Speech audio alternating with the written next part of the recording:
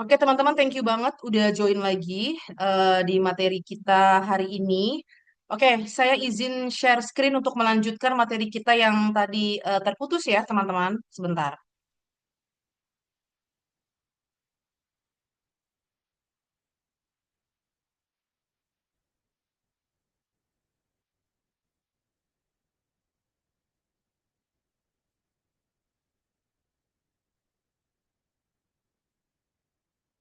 Oke,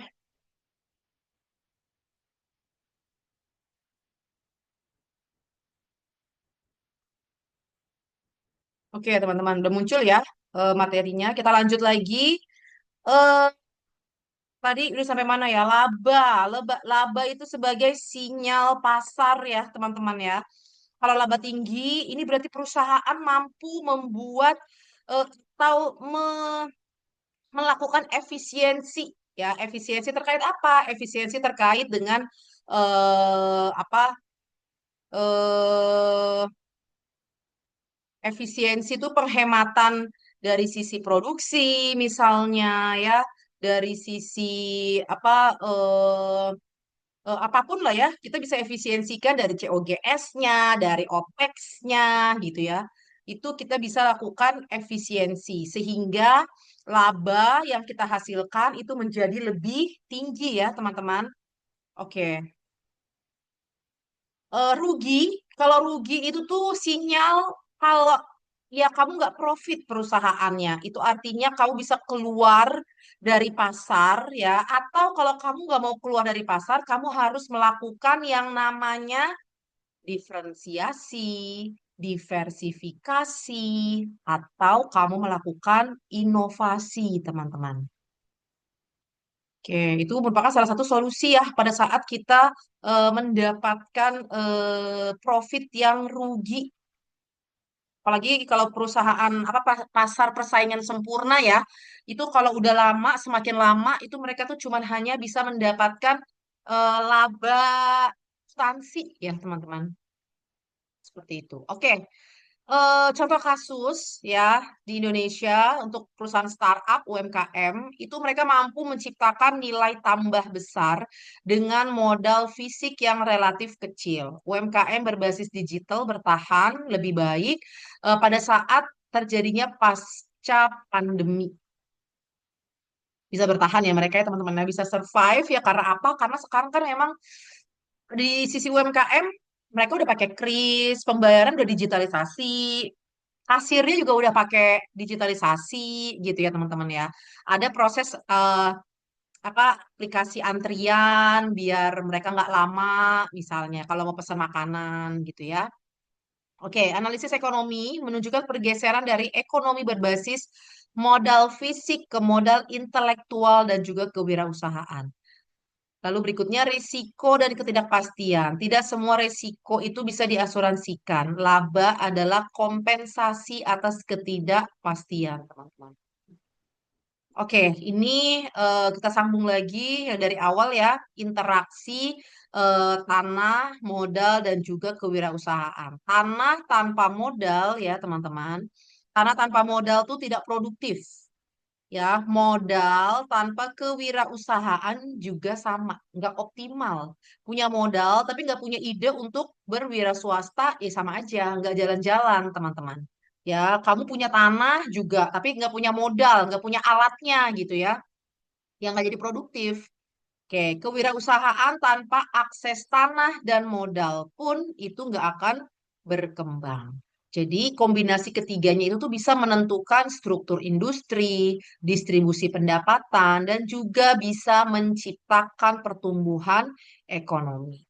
Nah, ini berikutnya ada studi kasus, contoh ya teman-teman, kawasan industri dan UMKM. Nah, di sini ada ya teman-teman ya, tanahnya disediakan pemerintah atau swasta. Mungkin tanahnya tanah kosong yang tidak diberdayakan gitu ya, lalu disediakan oleh pemerintah atau swasta. Kan banyak ya yang kayak misalnya Pemda setempat menyediakan lahan untuk para UMKM dagang. Nah, itu termasuk kayak gitu teman-teman. Nah, modalnya bisa dibantu minjem dulu. Nah, sama UMKM juga biasanya disupport oleh perbankan. ya. Mereka tuh mudah kalau mereka tuh mendapatkan modal dengan bunga yang relatif lebih kecil, teman-teman ya. Bunganya lebih kecil. Oke, wirausaha ya. Ini wirausahawannya tuh mengorganize produksi dan juga tenaga kerja, teman-teman. Tentunya dari ini semua, kolaborasi ini semua, ini bisa menyerap tenaga kerja. Maksudnya tuh kita bisa mendatangkan tenaga kerja. Karena apa? Karena kita membuka lapangan kerja baru. Ya, sehingga ini dapat menciptakan output, ada sesuatu hal yang dihasilkan. Kita bisa ngasih gaji ya ke karyawan kayak gitu teman-teman. Dan ini kan yang paling penting adalah meningkatkan pendapatan daerah ya. Ini yang justru dikejar-kejar. Jadi yang kemarin Pak Purbaya ya meninjek atau mengeluarkan dana berapa 200 triliun itu gitu ya. Ya itu kan memang untuk bisa membuka lapangan pekerjaan. Ya, kalau udah membuka lapangan pekerjaan berarti akan menyerap tenaga kerja. Sehingga dari ini semua ya akan menciptakan industri, akan menciptakan usaha mandiri gitu ya.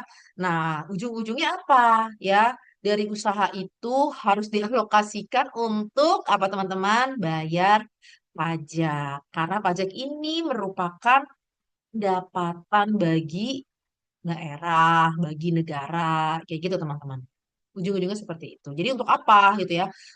Pemerintah menahan aliran uang gitu ya istilahnya ya, teman-teman ya. Ya, lebih baik dikeluarkan ya, dikasih kredit lunak misalnya ya. Untuk apa? Untuk digunakan sebagai modal UMKM ya, jualan pisang pisang geprek misalnya, pisang geprek saus keju misalnya, kayak gitu teman-teman.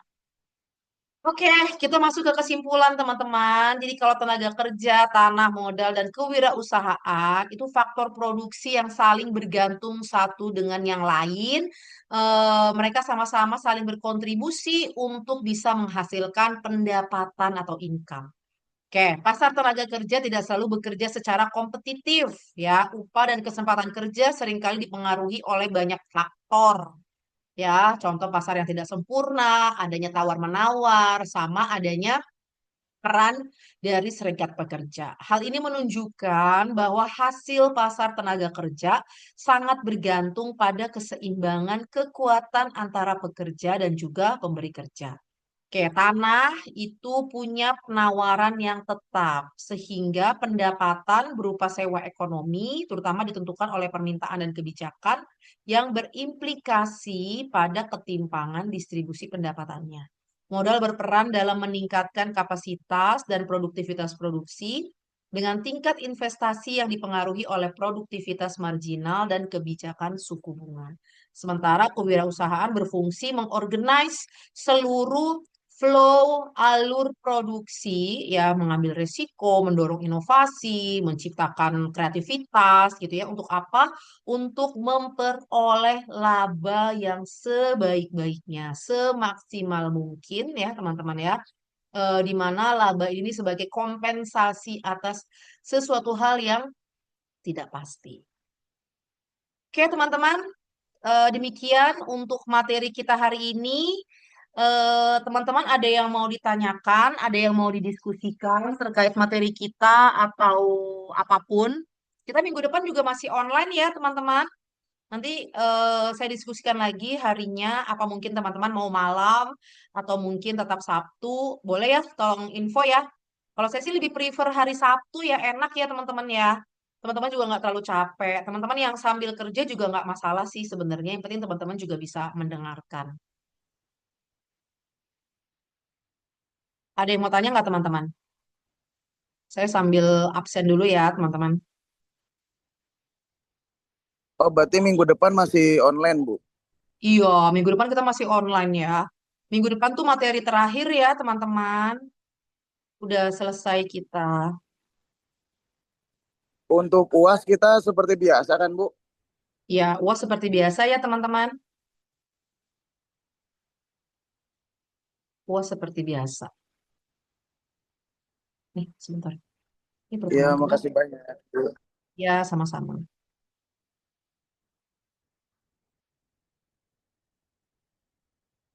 Oke, saya absen dulu Bayu. Bayu ada. Dwi Regita ada nggak? Dwi. Hadir. Hadir, Oke. Bu. Magna ada.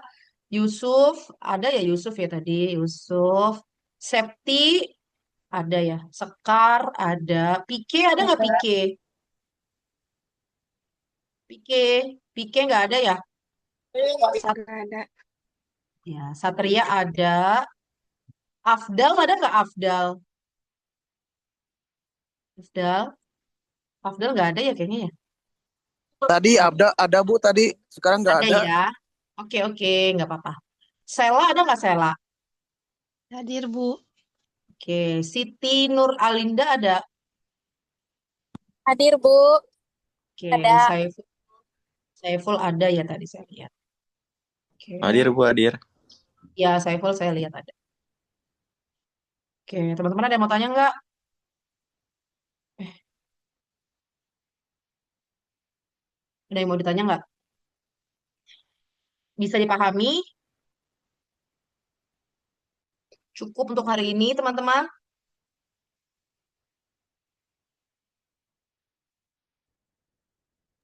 Cukup, Ibu. Terima kasih. Cukup ya. Oke, teman-teman, thank you banget atas kehadirannya.